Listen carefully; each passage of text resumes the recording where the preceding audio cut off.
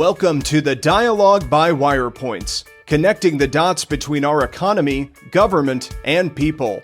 And now your hosts, Ted Dabrowski and Mark Glennon. Hello and welcome to the Dialogue by Wirepoints. This is Mark Glennon and I'm here with my partner Ted Dabrowski. Wirepoints followers probably know that our real specialty is focusing on state and local finances. But today there's an overriding issue that has found its way into all of government and is driving budgets and fiscal issues everywhere, particularly in Illinois. Let's call it racialism. It's derogatorily called wokeism. It goes by pretty standard buzzwords: equity, diversity, inclusion. But our policymakers have made it express policy to make that the center of government. It's true at the federal level, where President Biden has said he wants a comprehensive approach to advancing equity for all. It's true at the county level of government, which we've written about recently here in Illinois. We'll talk about that in a bit. It's true at the state level from Governor Pritzker. And it's true, most recently, we heard from the city of Chicago. Mayor Lightfoot gave her budget address this week, which we wrote about, and she expressly says that the primary intention of this budget is to erase historical racism, ubiquitous systemic racism, which she says was deliberately designed by the rest of us, and her budget is centered around that. So that's going to be our topic today, and how exactly it's impacting budgets and the financial performance of government throughout Illinois. Ted, you wrote the piece along with John Klinger, our excellent research assistant on this. Tell us about the city budget and what Mayor Lightfoot said in her budget address. Yeah, so things have gotten very complex, as we discussed in our, recent podcast about COVID and its impacts on budgets. And, the first thing we have to say about a Chicago budget is that it's massively bigger than it was before COVID. If you go back to 2019, Chicago had a budget of about $10.6 billion. The budget that Lori Lightfoot just announced is $16.6 billion. So it's $6 billion larger, 60% more. And so suddenly you've got this massive amount of money, and what to do with it is really the question, right? It's short-term, one-time money. Here it is. And under normal circumstances, you might hope that a city that is junk rated, that struggled for a long time with its finances, always has $1 billion shortfall. You would think that maybe there'd be some kind of emergency measures of how to improve its finances, but instead, equity and inclusion has taken over. And she said in her budget, as leaders, we must commit to a new set of truths, starting with the truth that equity and inclusion must be at the center of all our work, and that in our post-pandemic recovery, not anyone can be left behind. And so the bigger agenda in this huge budget and this extra $6 billion that's being spent compared to COVID before is how to spend it on equity, inclusion, and righting the wrongs of systemic racism. And so forget merit, forget competence, forget what's most worthy of receiving money. Instead, we're going to dole out money in ways that are really hard to define and even harder to measure. Ted, one notable thing I saw in her speech is that she really took things to another step on critical race theory. That's another term for this. But for some years, we've heard a lot about implicit bias. That is, that the notion that most of us are racist or biased without knowing it. It's built into how we react to people of other races. But if you listen to her speech, that's gone now. It's gone to a new level. She says this is deliberate. It's knowing that we've constructed a racist world deliberately. That's her word. So she has really taken this to a new level. Ted, and tell us about the numbers. Tell us more about the budget. Yeah, so a big part of it is that there's $3.5 billion of federal money. Well, let me back up a step. First of all, we have to note that, the state has received about $160 billion across people, governments, school districts. $160 billion will have come in from all the support of COVID stimulus, et cetera. And a lot of that has found its way into people spending more money, which has helped sales tax revenues in Chicago. It's helped income tax revenues. And so there's a lot of money there. So the budget's bigger just because of that. Then there's another $3.5 billion that she has to spend. And she's trying to figure out how to spend that, right? And here's where the equity agenda comes in. And so, the list gets long into what she wants to put it in. She wants to do community safety. So she's spending millions there on what she calls returning residents. Those are ex-offenders. Lots of money on them. Mental health, affordable housing, immediate support for individuals and families, including universal basic income. The list is long and it goes on and on. Climate resiliency, environmental justice. And, these are things that are kind of hard to argue against, right? Who's against helping people coming out from jail or from prison? The problem is that what the big problem is that the equity agenda she's put forward overtakes what makes sense for a city that's in huge trouble. And so what she's doing, she's setting up a fiscal cliff for the city when this money, this federal money, this quote free money, and we'll call it free for now, even though we know we have to pay for it at some point. It's setting up a fiscal cliff because that money's going to be gone, and yet there's going to be tons of people dependent on it, and that's the real trouble. We're creating dependency and creating an expenditures that we can't sustain. What's going to happen then? Yeah, let's call them these are government dependency programs funded with only temporary money from the federal government, and this is at a time when we have the best employment situation for job seekers in history. Over 10 million job openings right now, only 9 million people looking for jobs, unemployed. It's never been like that before. So the motto used to be from both sides, the best welfare program is a good job. Well, those jobs are there. You can just take the jobs. Instead, we've thrown that concept away and are moving towards broad government dependency programs. And you listed them out, Ted, in your piece, which we have up on our site, wirepoints.org. Our original columns are all in the right column on that site. I encourage you to visit wirepoints.org. So this is really a drastic new direction in state and local policy. This is happening in other cities as well. It's federalizing things, and it's got an entirely new direction underpinning its purpose. Well, and you hit the point of why this is so pernicious, I guess I would say, is the equity line sounds great. And I said all those line items that I mentioned, you want to help people. But what you just mentioned is that it's really about jobs. And when you look at a Chicago that's shrunk, it used to have over 3 million people a few decades ago. We've been losing people. We've been struggling with our core. The right thing to have done was not to use these equity lines to get support for spending, but it really should have been an emergency management restructuring. Take that money and think of it as a company that has to restructure bad divisions, bad departments, shut them down, spend the money, and use it to restructure so that you can grow faster, create more jobs, and that's how you help so many people in Chicago. People need jobs, not temporary support. And I think we're blowing it. I think we're setting up a huge potential failure in 2 years from now when the money's gone and we go from a $16 billion budget, which will be in 2022, and go back to something like 12 or 11 billion. What are we going to do without those $5 billion? Dad, there's a wonderful line from the former finance minister of Chile. And it's the sign of the times that we're referring to a country that used to be regarded as third world for fiscal advice. But he said, in Chile, we spend income that is permanent, but we save income that is transitory. That is when you luck into something a few good years, that's what they save up and use. This money that we got from the federal government is transitory. This massive bailout will not be replicated and cannot be replicated from the federal government. So instead of using it appropriately to try to fix Illinois' problems, primarily by paying down debt that has accumulated it's being spent on entirely new programs as if it's a permanent source.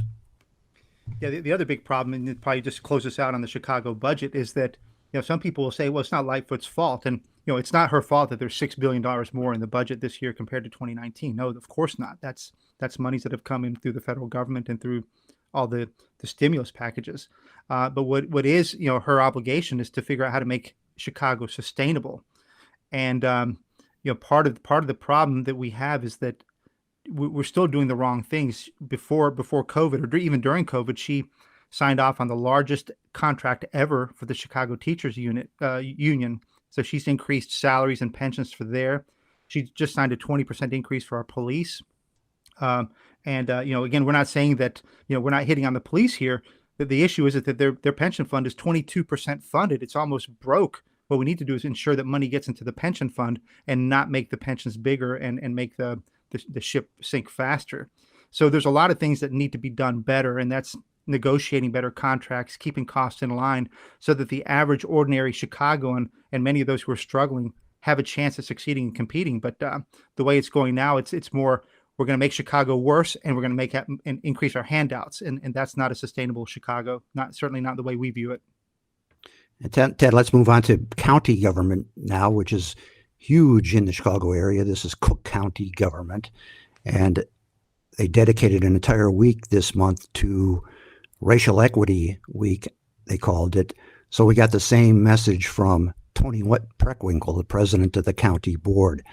She kicked off the week with a big editorial in the Chicago Tribune, saying that equity, critical race theory, will guide everything in county government. And they released several documents with hundreds of pages of description of how this will work.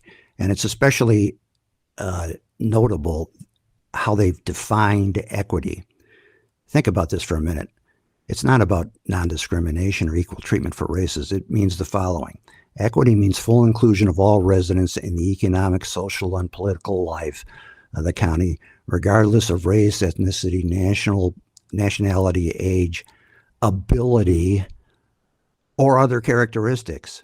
So one of the charges against critical race theory is that it's a disguised assault on the very concept of merit. Are we going to reward people for merit in hiring and promotions, or is this something else? Well, she's now made it express. That's no longer a subtext in this.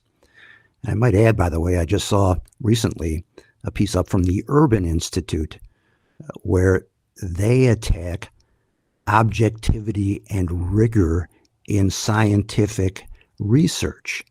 I mean, this has gone to the point of insanity, true insanity. But back to Preckwinkle, we've got, again, this being imposed across the board now. They've, of course, got a diversity and inclusion manager who is presumably responsible for these things. And this is the central role of government now. And Preckwinkle also earlier had a op-ed in a national source, The Hill, calling for what you alluded to earlier, Ted, which is a permanent income, cash for nothing program, universal basic income, it's called UBI. Well, the county doesn't have any money for this. The county had a pilot program based, again, on this transitory federal money that we've gotten.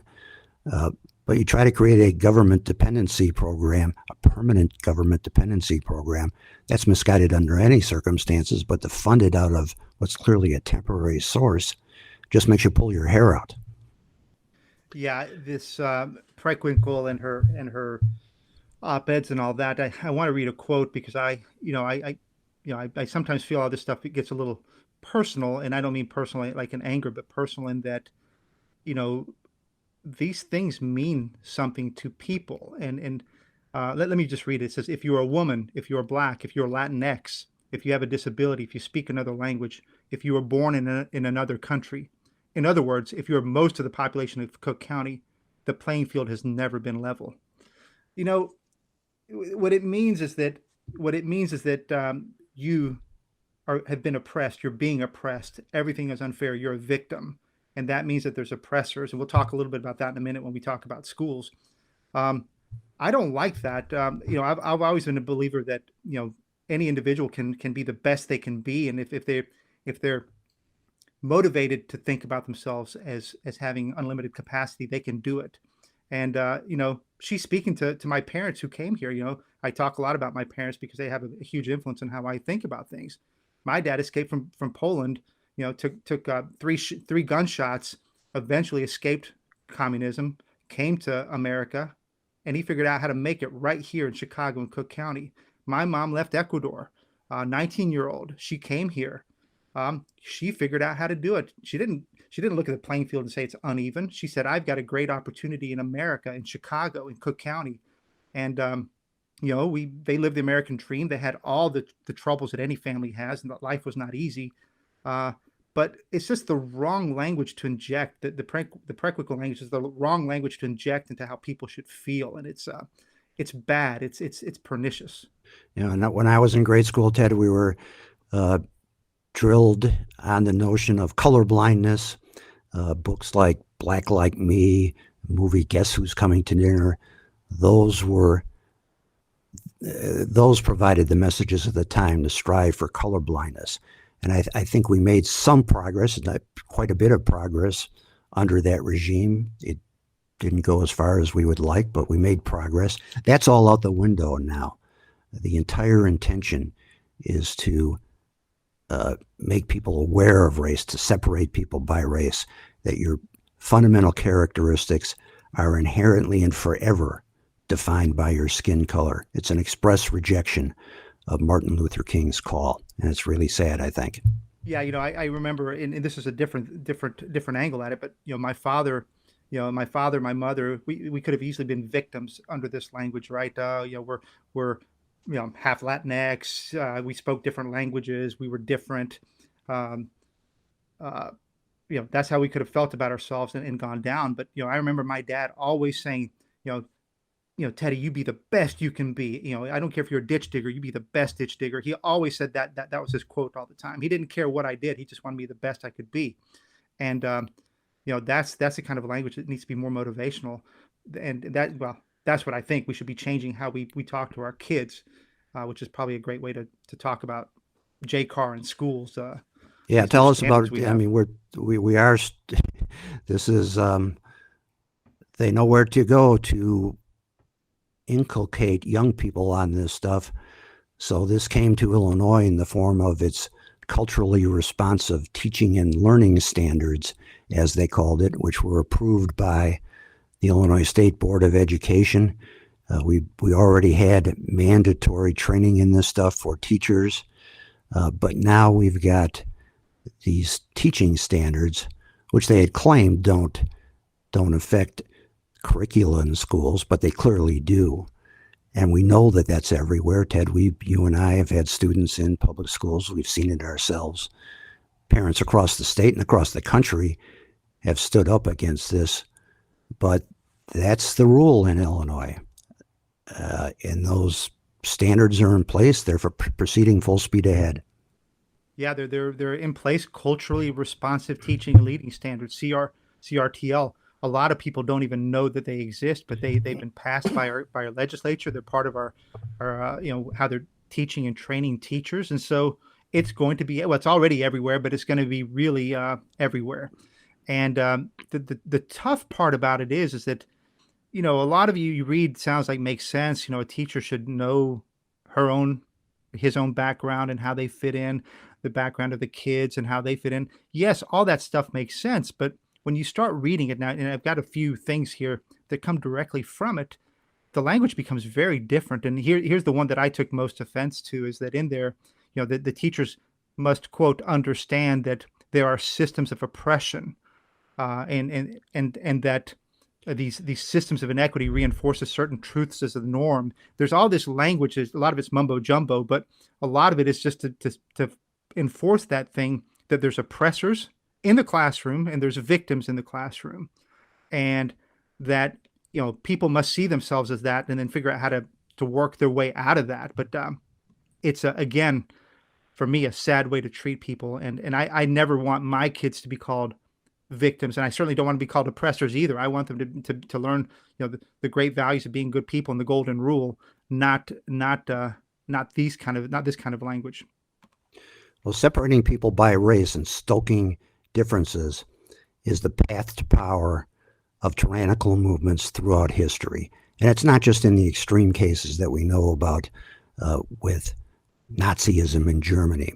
It happened, in Bosnia back 20 years ago, where they stoked up racial hatred against Kosovars, and that was the means by which they came to power and tried to seize land. That's what's going on here. It's pure and simple. And I also think that it's a disguise for the fact that they really have no solutions. I mean, what solutions are we hearing from the government that's in place now? What do they have to brag about? Nothing. Instead, they blame it on this systemic problem that they claim came long before them and that they have to right. I view it as a cover-up for the utter ineptitude of government at many levels across the country. I'm going to give one example of why this is so problematic. I was on the radio today talking about the Decatur schools, and the Decatur Public School, I think is School District 61. I was looking at the statistics there and was fascinated. The Illinois report card can give you all this. We happen to be comparing different districts, how much they spend, how many low-income students they have, and things like that. And this school district jumped out because it only had something like 7% of its third graders reading at grade level, meeting or exceeding standards. The rest were below standards, 93%. So then I broke that out and I said, well, let's look at that by race. And if you look at the third grade black students, 2% meet or exceed requirements, 98% don't. And so it just boggles my mind that we're going to be teaching kids all these other things on critical race theory and trying to influence how their mind thinks when we can't even teach them how to do the basic math. And the 2%, it means schools should be shut down. There's a whole other discussion that goes along with that. But the fact that we are focusing on critical race theory and not teaching our kids how to read and write and excel and merit and competence, that's a huge mistake we're going to make, and it's going to last us for a generation or two. Ted, you mentioned that people don't know about this. This remains a problem. The polls overwhelmingly show that the public is against this by ratios of 2-1, but only for people who know what it is, who know what critical race theory is. And a large portion of the population does not. I think parents with kids in public schools are starting to see this, and they know about it. They're very upset about it. But for the population as a whole, they're still in the learning curve. And I think probably when they hear about some of these things, they dismiss it because it's so unbelievable. But it really is happening. I mean, just one anecdote from my experience with a daughter in public schools. She took the mandatory implicit bias test. This was a few years ago. She happens to be particularly empathetic to other people. So it came out indicating that her preferences, her bias was actually towards blacks. Well, the teacher then told, the tests are wrong sometimes, the teacher told my daughter. So just trust us, you're implicitly biased.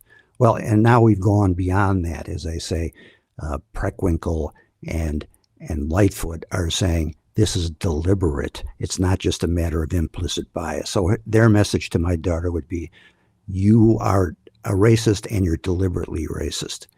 This is crazy, and we got to stop this stuff. In the meantime, it's going to be reflected throughout budgets. We'll be writing about this.